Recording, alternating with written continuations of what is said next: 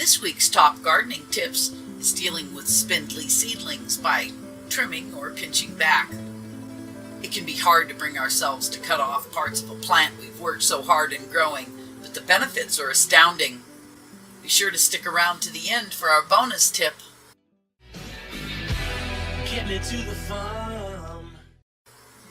Hi, this is Sue with Get to the Farm, here to talk to you about dealing with spindly seedlings by thinning and pruning or pinching back.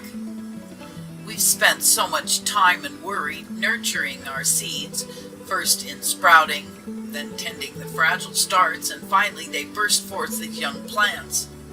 Thinning is one of the simplest yet hardest parts of gardening. But thinning is very important to plant development. It seems okay to just leave them, but the smaller plant will only get shaded and overrun by the larger plant. But why bother then? Because that smaller plant is just sucking out nutrients and water that could be used by the larger plant, giving you a harvest. So if you're not single seeding in the square foot gardening method, then make sure that you thin each spot to just 2 or 3 seedlings when they first sprout, and then finally just 1 healthy plant. Just snip the unwanted starts with scissors. This prevents any possible root damage from pulling out extra seedlings. If it's baby greens, beets, or etc., throw them into a salad. Some plants, such as tomatoes, can be transplanted out into new spaces. Others, like beets, carrots, radishes, and onions, will not take the stress, so the best thing is to just try a few, carefully separate the seedlings, and replant the extra. If you do decide to transplant some of those extra seedlings, choose some that are away from the main group. Loosen them carefully from the soil, using a spoon or a table knife. When handling seedlings, always grasp them by their leaves or roots, as the stems are fragile and easily damaged.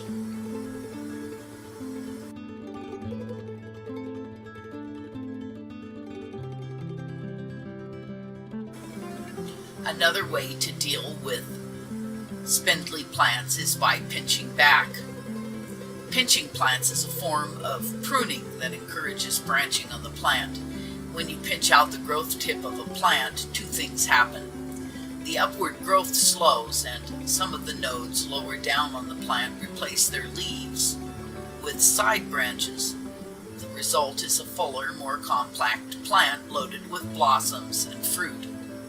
It works best on flowers such as coleus, cosmos, dahlia, fuchsias, impatiens, marigolds, petunias, snapdragons, sweet peas, and zinnias, as well as young garden plants like basil, mint, peas, peppers. Older garden veggies like squash can benefit from trimming as well by reducing the number of fruiting nodes, allowing those present and already pollinated to fruit to their maximum ability. Other times you have to pinch back the flowers and seed heads, such as with chives and rhubarb. Going to seed causes them to go dormant. Preventing those flowers and seed heads will allow the plant to grow for the full season. A lot of the time you can actually combine harvest and trimming, such as with basil, where pinching back the tip during harvesting delays the production of flowers and seeds. This works well with chives too. Just cut the entire plant back, just above the ground, and new shoots will fill in the space in no time. So careful consideration in caring for your starts and creating bushy transplants by pinching back will get you off to a great start this garden season. Please post in the comments below your best experience with trimming back plants. That's it for our top gardening tips dealing with vegetable starts. Before we go, one last bonus trimming tip. Cuttings from many vegetable and herb plants will take root and create a new plant.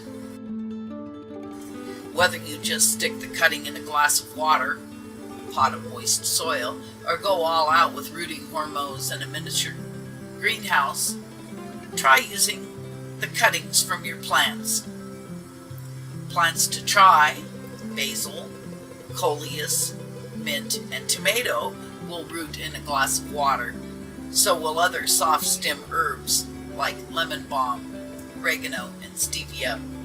With woody stem herbs like oregano, rosemary, sage, and thyme, we need to take the cuttings from new green growth. Root in the soil and use rooting hormones to encourage the chance of root formation.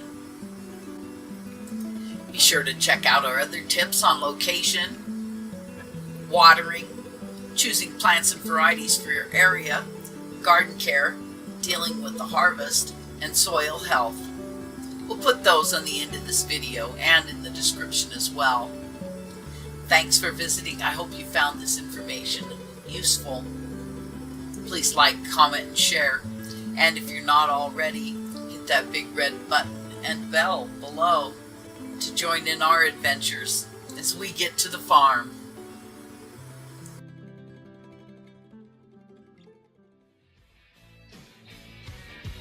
And I feel like New York City. Get me to the farm.